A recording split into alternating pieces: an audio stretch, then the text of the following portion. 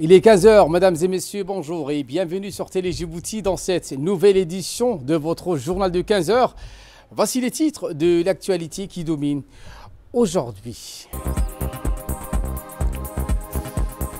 Le chef de l'État a présidé ce matin la journée nationale sur la bonne gouvernance des entreprises et établissements publics. Une cérémonie donc qui s'est tenue au palais présidentiel. Également dans l'actualité de ce 15 heures, la planète pourrait dépasser les 1,5 degrés de réchauffement d'ici 5 ans. C'est ce qu'a donc indiqué l'Organisation des Nations Unies dirigée par son secrétaire général Antonio Guterres. Voilà pour le sommaire. Merci si vous nous rejoignez sur Télé Djibouti.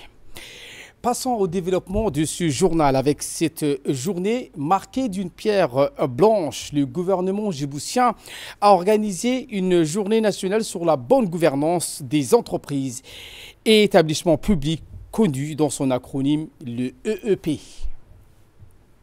Initiative placée sous le haut patronage du chef de l'État présidé par le Premier ministre Abdelkader Kamil Mohamed, qui marque une étape significative et essentielle dans la mise en œuvre d'une réforme profonde et stratégique visant donc à moderniser la gestion des actifs publics.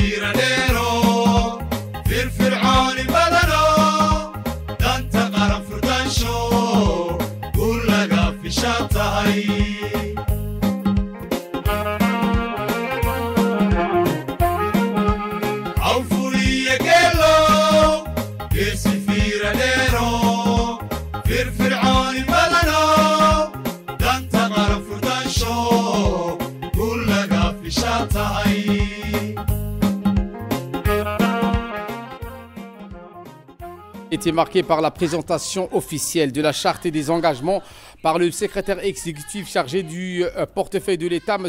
Eid Ahmed Ibrahim. Ce document préalablement communiqué aux directeurs généraux et aux présidents des conseils d'administration des établissements et entreprises publiques établit un cadre contractuel clair entre l'État actionnaire représenté par le secrétariat exécutif chargé du portefeuille de l'État, le CPE, et les entreprises publiques. Cette charte formalise les principes de fonctionnement des conseils d'administration et de leurs comités spécialisés contenus entre le CPE et le EEP et définit les objectifs clairs de la réforme, une gestion efficace des fonds publics, une amélioration de la performance, la maîtrise des risques budgétaires, un renforcement de la qualité du service public et la valorisation du patrimoine étatique. La charte sera soumise à la signature de tous les responsables concernés afin de garantir un alignement opérationnel avec les orientations stratégiques fixées par l'État actionnaire. Dans un second temps, le ministère de l'économie et des finances chargé de l'industrie dirigé par M. Elias Moussa Douale a présenté les orientations stratégiques de l'État actionnaire inscrites dans la feuille de route 25-27 du CPE. Il a rappelé que ces réformes s'inscrivent dans la continuité d'un diagnostic sans concession mené depuis 2012 mettant en lumière les faiblesses structurelles des entreprises et établissements publics. M. Douale a dressé un état de lieu chiffré de la performance des entreprises publiques, soulignant la nécessité d'instaurer une véritable culture de reddition des comptes. Il a également insisté sur l'impératif de changement de paradigme dans la gestion des entreprises et établissements publics, compte tenu de l'évolution du contexte économique mondial et des crises successives qui affectent le pays. Parmi les grands axes de cette réforme, il a notamment mentionné le renforcement des conseils d'administration via la professionnalisation des administrateurs, l'adoption clé de performances spécifiques à chaque secteur d'activité et la mise en conformité du statut juridique avec les normes internationales.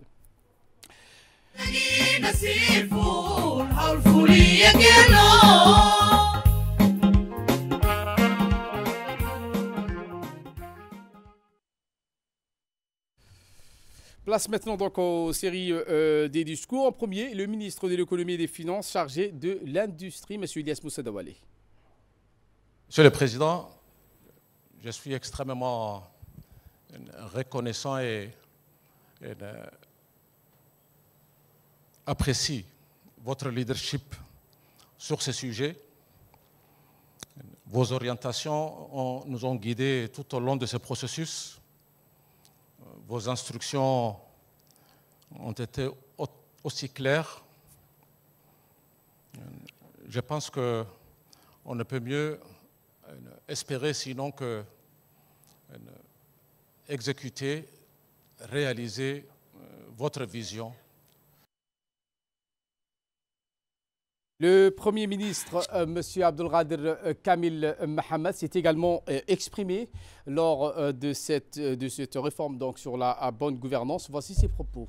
Cette journée nationale à laquelle vous êtes conviés, président du conseil d'administration, directeurs généraux, corps de contrôle juridictionnel et administratif, voulu par le chef de l'État et le lancement officiel de la mise en œuvre de cette réforme majeure et stratégique de notre gouvernement, des établissements et entreprises publiques. Cette réforme, faut-il le rappeler, n'est ni conjoncturelle, ni symbolique. Elle est systématique, durable et orientée sur des politiques, des résultats, de redevabilité, de transparence. Elle vise à moderniser nos institutions publiques, à renforcer des citoyens et des partenaires économiques et à garantir une meilleure reddition des comptes. Le président de la République, M. Ismaël Marguili, a également pris la parole lors de cette réunion. Il a salué la mise en place effective du secrétariat exécutif chargé du suivi des entreprises et établissements publics qui sont désormais pleinement opérationnels et représentant l'incarnation directe de l'État propriétaire. Le chef de l'État a insisté sur le fait que cette réforme majeure doit s'inscrire dans la durée grâce à l'engagement collectif de toutes les parties prenantes. Écoutons la première partie de l'intervention du président de la République, M. Ismaël Marguili.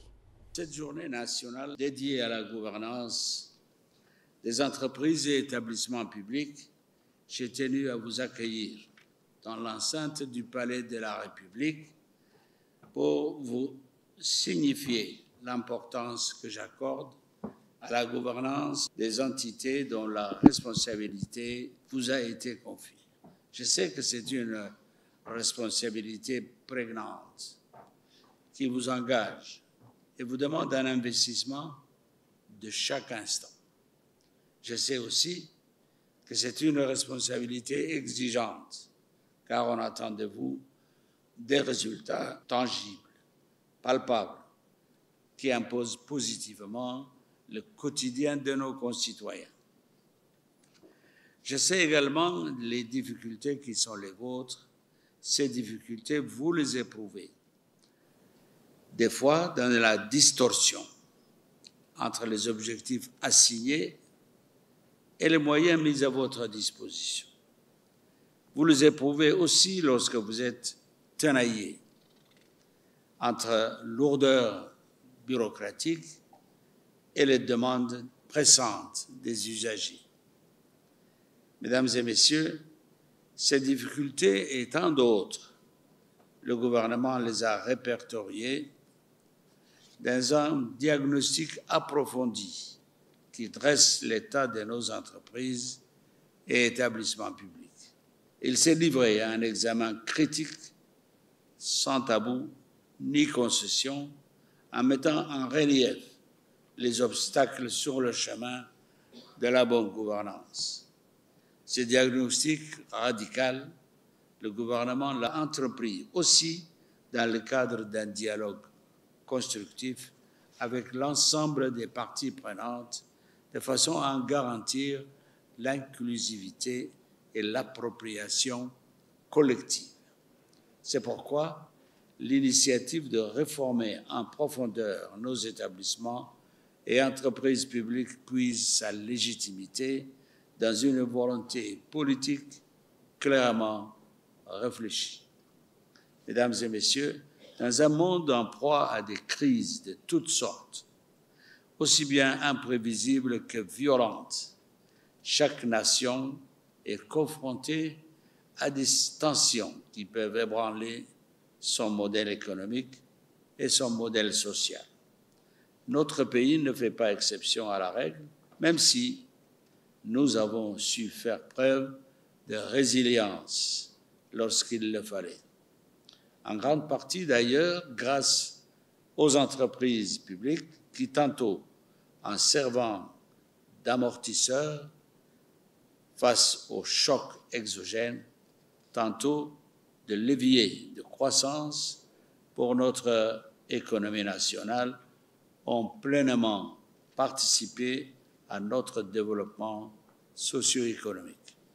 C'est pourquoi la réforme préconisée tend à projeter nos entreprises et établissements publics dans le nouveau contexte pour qu'elles continuent à assumer leur double objectif de service public et de développement économique. Ce nouveau contexte, comme vous le savez, il est fait de compétitivité, mais il est fait aussi d'innovation avec le numérique et déjà l'intelligence artificielle. Nous devons non seulement intégrer ces paramètres dans la structuration de nos entreprises, mais en faire des atouts pour atteindre nos objectifs.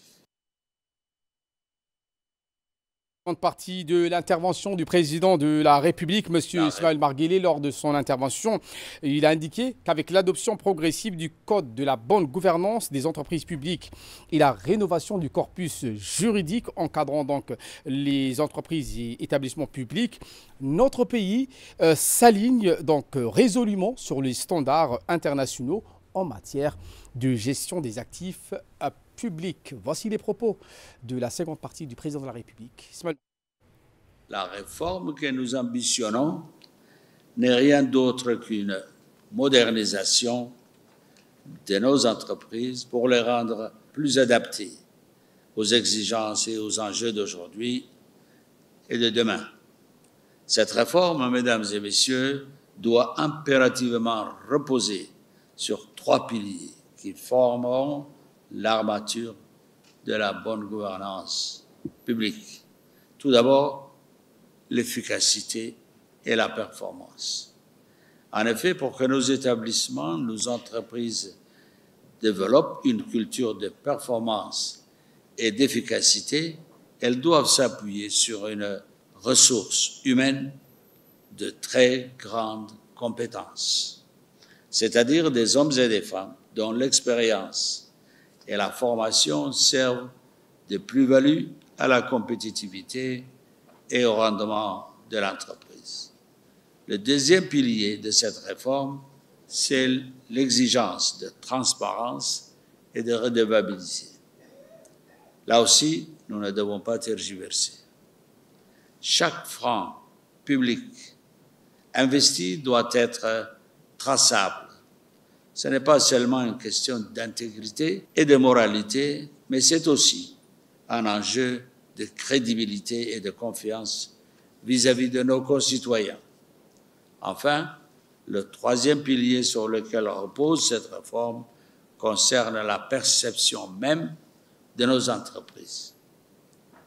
Nous devons en effet considérer nos entreprises comme un patrimoine d'intérêt commun, et ceci en gardant à l'esprit que ce que nous entreprenons aujourd'hui, nous le réalisons aussi pour les générations futures.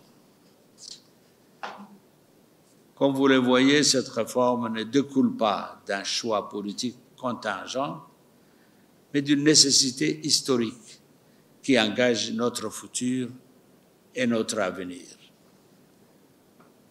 Comme toute réforme d'envergure, cette réforme suscitera sans doute des résistances, car elle vient bousculer nos inerties et nos habitudes. Mais cette remise en question est salutaire, car elle est la condition de cette régénération des esprits indispensables pour la bonne gouvernance de nos entreprises publiques. Naturellement, dans cette nouvelle configuration qui se redessine, l'État actionnaire veillera aussi bien à la protection de ses actifs qu'à la cohérence stratégique de ses engagements, tout en assumant pleinement son rôle de gérant de l'accès et des droits de service aux services publics de qualité. L'État fera en sorte que dans les secteurs concurrentiels, nos entreprises et établissements publics restent dans une logique de compétitivité.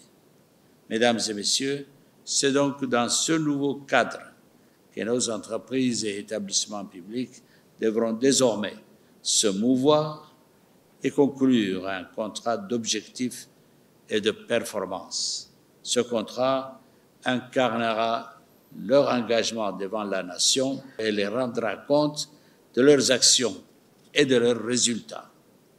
Ce dernier disposera naturellement de tous les moyens appropriés pour engager cette réforme vitale pour notre pays et notre économie. Et je veillerai personnellement à la concrétisation de cette réforme d'intérêt suprême pour notre nation. Il est temps de passer des intentions aux actes. Je vous remercie de votre attention. Voilà donc ce qu'on pouvait dire sur cette journée qui s'est tenue donc au palais présidentiel. Journée marquée par cette réflexion nationale sur la bonne gouvernance des entreprises et établissements publics, connu donc de son acronyme en français, le EEP. Également dans l'actualité de ce 15h, cette 31e Assemblée régionale de l'Afrique, de l'Assemblée parlementaire de la francophonie, où l'honorable député Omar Ahmed Aïs, deuxième vice-président de l'Assemblée nationale, y participe. À cet effet, ils ont pris part à ces travaux, la section parlementaire djiboutienne de l'APF, qui était composée de Omar Abdillahi Ahmed, président délégué de la section djiboutienne, Obah Abdillahi Ilmi, l'honorable Abdallah Mohamed Ibrahim, la 31e Assemblée régionale de l'Assemblée parlementaire francophone, l'APF, s'est ouverte donc à l'hôtel Sofitel de Cotonou à Bénin. Elle a regroupé plus d'une quarantaine d'États et de délégations étrangères. Lors de l'ouverture, d'importantes personnalités du continent et des instances de l'APF ont prononcé des discours, à savoir Madame Amélia Lacrafi, députée de la République française et déléguée générale de l'APF, Monsieur Hilarion Etang, vice-président de l'Assemblée du Cameroun, Monsieur Louis Guébénou, président de l'Assemblée nationale du Bénin. Durant les travaux, 3 thématiques cruciaux pour le continent ont été abordées, entre autres la dividende démographique en Afrique francophone et son impact sur le développement socio-économique, l'accès à l'énergie en Afrique, quelle stratégie pour une accélération de cette couverture, la francophonie africaine également face au bouleversement géopolitique, entre autres. Autre participation des parlementaires djiboutiennes au dialogue sur l'investissement vert, cette fois-ci au Maroc, notamment à Marrakech, en sa qualité de président du comité parlementaire du climat de l'Assemblée nationale. L'honorable député Ileya Ismaël Guédi Hared a conduit une délégation des parlementaires djiboutiennes au dialogue parlementaire sur l'investissement vert tenu à Marrakech au Maroc, sous l'égide du Climate Parliament de l'Organisation des Nations Unies pour le développement industriel, avec l'appui stratégique des fonds verts pour le climat. Ces délégations de parlementaires comprenaient entre autres le député Kamel Ahmed, M. Abdelrahman Yassine et M. Issa Ahmad. Le ministère de l'Environnement et du Développement durable était représenté par M. Mohamed Gouna, tandis que Dr Saïda Abdillahi participait en qualité de coordinatrice des politiques du Parlement du climat.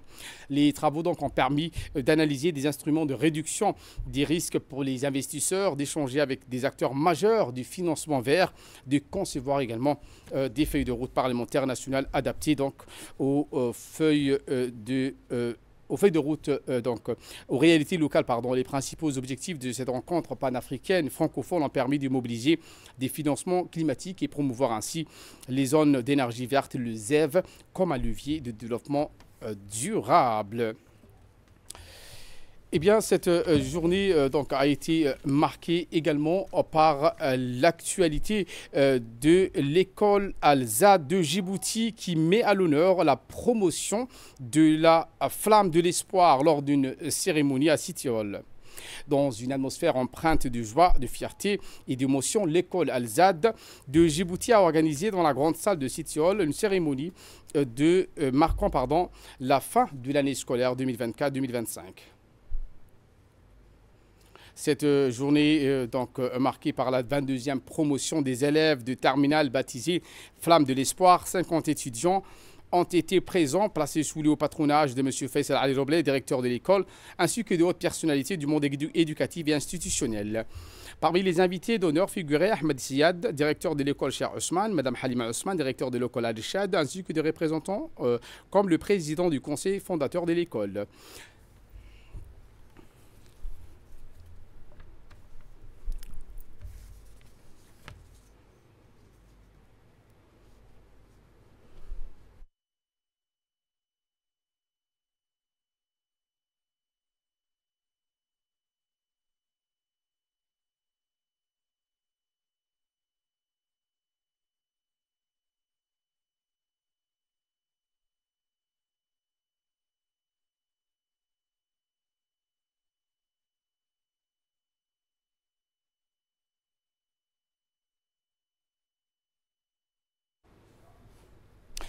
Eh bien, dans un discours prononcé à l'occasion, le directeur de l'école, M. Faisal Ali Robleh, a indiqué que c'est un honneur pour moi de prendre la parole ici. J'adresse mes salutations les plus respectueuses, empreintes de loyauté et de prière à son Excellence, le Président de la République, M. Ismaël Marguerite, a-t-il martelé qu'Allah le protège, le préserve et perpétue sa gloire, a-t-il indiqué en reconnaissance de ses efforts bénis au service de la nation. Le directeur de l'école a indiqué qu'aujourd'hui, en ce jour où nous nous réunissons pour dire à nos chers diplômés, merci à vous. Merci donc d'être à cette école où vous êtes aujourd'hui diplômés. Qu'Allah bénisse vos efforts et vous accorde réussite, prospérité dans les étapes à venir de votre vie. Le point culminant de cette cérémonie a été donc la remise des récompenses aux élèves de cette promotion Flamme de l'Espoir, accompagnée des applaudissements enthousiastes du public et de larmes de joie et de fierté des parents. Ils ont reçu donc des certificats ainsi que des cadeaux dans une atmosphère solennelle marquée par l'émotion du passage d'une étape à une nouvelle ère pleine d'espoir et de promesses. Et voilà qui nous ramène de parler de cette formation des journalistes djiboutiens à l'intelligence artificielle ou l'IA et à la lutte contre la désinformation. Une formation sur l'intelligence artificielle et la lutte contre la désinformation lancée hier à l'Institut français de Djibouti, destinée à une vingtaine de journalistes djiboutiens. Cette initiative vise à renforcer leurs compétences face aux enjeux croissants liés aux nouvelles technologies et dans la production et la diffusion de l'information. Cette cérémonie d'ouverture a été marquée par les interventions de M. Eric Chevray, conseiller de coopération d'action culturelle de l'ambassade de France à Djibouti, et de M. Kennedy Ibrahim Hussein, président de la section djiboutienne de l'Union de la presse francophone et directeur de la publication du journal La Nation. Tous deux ont souligné l'importance d'outiller les journalistes afin qu'ils puissent faire face aux défis posés par les contenus générés par l'intelligence artificielle. Nous reviendrons en image dans nos prochaines éditions. Je vous emmène à Ali Sabihi, cette fois-ci avec une mission de la Commission nationale des droits de l'homme de Djibouti, plus connue de son acronyme en français, le CNDH, conduite par son président, M. Ali Soubani Attiye. C'était donc hier mardi, ce déplacement des membres de cette institution censé prévenir les éventuels abus ou préjudices moral ou physique porté à l'encontre de tout individu vivant sur le sol national s'inscrit dans le cadre du respect des droits de l'homme de nombreux individus qui font l'objet d'une reconduite à la frontière de leur pays d'origine. Pour rappel, la Commission nationale des droits de l'homme, la CNDH, est chargée de veiller au respect fondamental en République de Djibouti, aux droits de l'homme et aux libertés. Elle œuvre sans relâche pour la promotion et la protection des droits humains dans tous ses aspects, tant au niveau national qu'international. La CNDH intervient pour donner au pouvoir public son point de vue, ses avis sur toutes les dispositions législatives et administratives relatives à la protection des droits de l'homme. Les autorités régionales ont exposé leurs interlocuteurs, donc leur organisation interne, pour faciliter la reconduction des migrants clandestins dans des bonnes conditions respectueuses des droits de l'homme vers leur pays d'origine, en l'occurrence l'Éthiopie. La mise à disposition d'une quantité suffisante d'eau potable aux deux postes frontaliers de part et d'autre à la ligne frontalière par la préfecture d'Ali Sabihi, la création d'un poste de santé à proximité du bureau d'enregistrement des migrants en retour volontaire ou bien refoulés pour apporter des soins de santé nécessaires, ce qui manifeste donc ce besoin. Ce retour volontaire ou non volontaire des individus en situation irrégulière vers leur pays d'origine passe par la frontière de Guédilé, à 9 km d'Ali Sabihi, chef-lieu de la région. En nouvelle du monde, cette fois, je vous le disais en titre, ce monsieur Guterres qui alerte la planète qui pourrait dépasser les 1,5 degrés de réchauffement d'ici 5 ans. L'Organisation météorologique mondiale, l'OMM, relevant des Nations Unies, a annoncé qu'il existe une probabilité de 70% que la température moyenne mondiale dépasse temporairement le 1,5 degrés Celsius au-dessus des niveaux pré-industriels durant la période 25-29. Voilà pour l'essentiel de ce 15h. Merci à vous de nous avoir suivis. Très bonne suite des programmes sur Télé Djibouti.